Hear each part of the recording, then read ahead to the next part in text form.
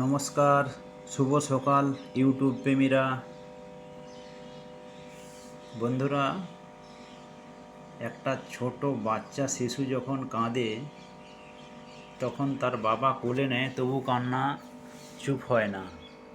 বাড়ির সকলেই কোলে নেয়, চুপ হয় না, কিন্তু তার মা যখন কোলে নেয় বাচ্চাটা দেখবেন চুপ হয়ে যায়।